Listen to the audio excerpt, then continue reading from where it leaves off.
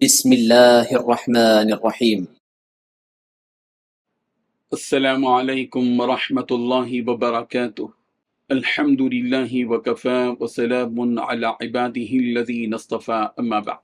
حاضرین و ناظرین، یہ درس نمبر 2151 ہے اور آج سورۃ المنافقون کی صرف ایک آیت کی تلاوت کی جائے گی، آیت نمبر 7۔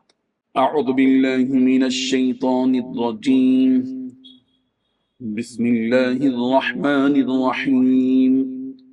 هم الذين يقولون لا تنفقوا على من عند رسول الله حتى ينفضوا ولله خزائن السماوات والأرض ولكن المنافقين لا يفقهون۔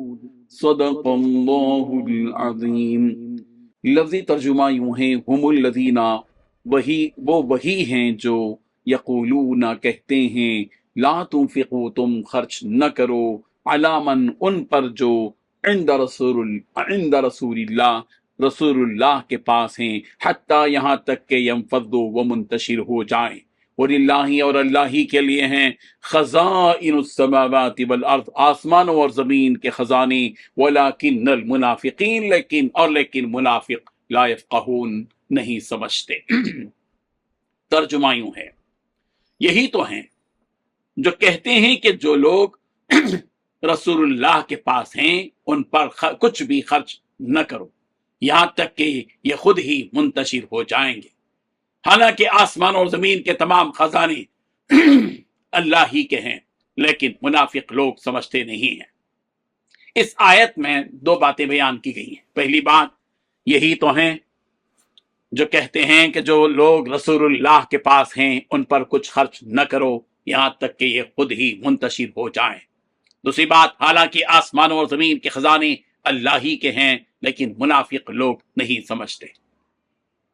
بزرگان محترم، اس آیت میں عبداللہ بن ابی اور اس کے ساتھیوں کی وہ بات جو انہوں نے انصار سے کہی تھی، جس کے سبب یہ صورت نازل ہوئی، اسے یہاں بیان فرمایا گیا کہ ان منافقین نے انصار سے کہا کہ دیکھو یہ مہاجر ہمارا کھا کر ہمارے ہی اوپر ظلم کر رہے ہیں، نعوذ باللہ من ذالک، لہذا ہم ایک کام مدینہ جانے کے بعد یہ کریں گے کہ ان مہاجرین پر کسی قسم کا کوئی خرچ نہیں کریں گے، نہ انہیں کھانا دیں گے، نہ کسی قسم کا کوئی غلہ۔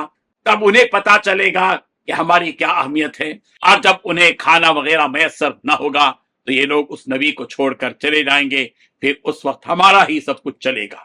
یہ منافق لوگ یہ سمجھتے تھے کہ یہی لوگ ان مہاجرین کو پالنے والے ہیں، اور یہ مہاجرین انہی کے رحم و کرم پر پل رہے ہیں۔ ان کی اسی غلط فہمی کو دور کرنے کے لیے اللہ تبارک و تعالیٰ نے فرمایا کہ تمہیں معلوم ہونا چاہیے کہ روزی کا دینے والا اللہ ہے، اور اسی کے قبضے قدرت میں سارے خزانے ہیں۔ وہ جس کے لیے چاہے اپنے خزانے کھول دیتا ہے اور جس کے لیے چاہے بند کر دیتا ہے۔ تم اس غلط فہمی میں مت رہو کہ تم ان مہاجرین کو روزی دے رہے ہو، نہیں، ہرگز نہیں، بلکہ انہیں روزی ہم دے رہے ہیں۔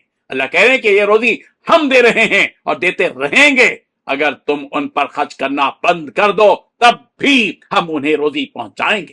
اصل بات تو یہ ہے کہ ان منافقین کو اللہ تعالیٰ کی ان باتوں پر یقین ہی نہیں ہے، اور نہ ہی ان کے اندر فہم و فراست ہے کہ ان باتوں کو سمجھ سکیں۔ اگر یہ لوگ سمجھ جاتے تو اس طرح کی باتیں کبھی نہ کرتے۔ لہذا تم اپنے ذہنوں سے یہ خیال نکال دو کہ تمہارے خرچ نہ کرنے کی وجہ سے یہ بھوکے رہیں گے، پیاسے رہیں گے اور نبی رحمت صلی اللہ علیہ وسلم کا ساتھ چھوڑ کر کہیں چلے جائیں گے۔